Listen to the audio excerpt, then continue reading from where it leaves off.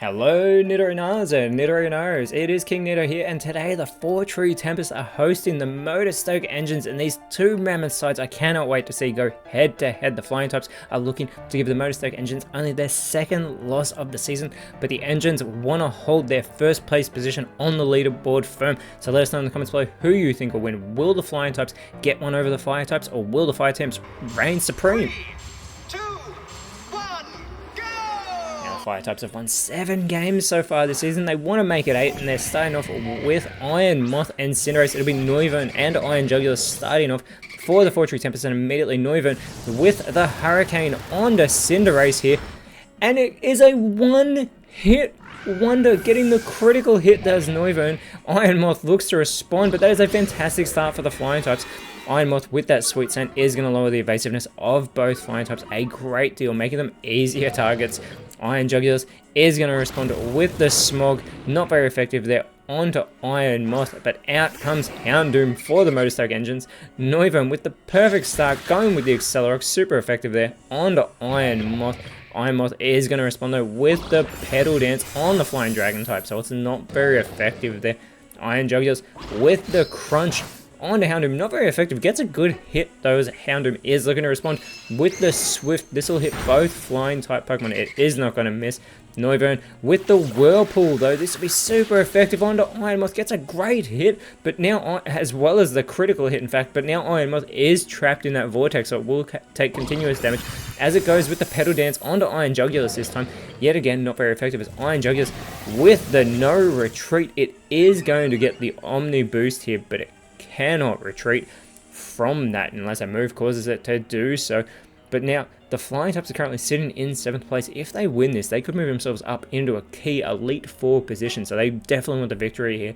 As Houndoom with the Drill Peck gets a really good hit there onto Noivern, and there's that Whirlpool doing damage to Iron Moth. It's only got a number of turns left surely, as Iron Jugulars, now the quickest Pokemon on the field, will spring up high into the sky with that bounce, and Noivern gonna follow it up with the Dig, so it's gonna dig its way underground. There's no targets for the Motor Stoke engines. They hit, that's a fantastic strategy, so Iron Moth with its Petal Dance will miss. Noivern avoids that attack, and now Iron Moth is confused due to the fatigue from that Petal Dance, and now Houndoom, going intelligently with the Defend Order, will get a really good defense boost, and it's gonna need that.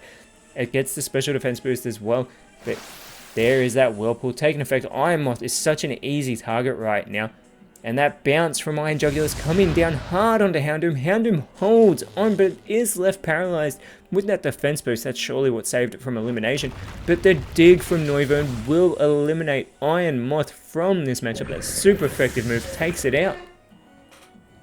And Houndoom going for the Earthquake, but this will not hit Noivern or Iron Jugulars. Should have gone for it when Noivern was in the ground. Out comes Salazzle for the Motor Stoke engines, and Iron Jugulars immediately meets it with the Ice Hammer, which won't be very effective. Gets a really good hit though, all things considered. Iron Jugulars does lower its speed in the process, and Noivern with the Disarming Voice will hit both Salazzle and Houndoom, but Houndoom is eliminated. That's the 3rd elimination in a row for Noivern as the bulk up from Salazzle. This is a fantastic start for the 4 True Tempests. Salazzle getting those physical stats boosted, and out comes Reverum for the Motor Stoke engines, immediately terastallizing into a Fire type. The Fire types are off to a terrible start in this matchup. They really need to get some quick eliminations on the board, because this has been going the 4 True Tempests way from the very beginning when Cinderace was taken out in the very first move of the matchup. Noivern now with the Guard Swap, it is going to switch its guard with Salazzle, changing their defense and special defense stats. And Salazzle responds with an Overheat, going for Iron Jugulars. Great hit. The Iron Jugulars though is able to hold on. It does lower Salazzle's special attack, and Iron Jugulars responds with a Grassy Globe, which is not very effective there, onto Salazzle, as Reverum is going to go with the Pin Missile onto Noivern. Surely should have gone for Iron Jugulars just to get that easy elimination, because I do not think 5 hits of this will take out Noivern. And it does only get 4 hits of that not very effective move, allowing Noivern to respond with a Steel Wing onto Salazzle. Yet again, not very effective hit there onto Salazzle, who responds with a Moonlight, so it is intelligently going to restore some health. some very much needed health. And Iron Jugulus with the snipe shot. This will be super effective, and Salazzle is eliminated. That Moonlight did not help it whatsoever.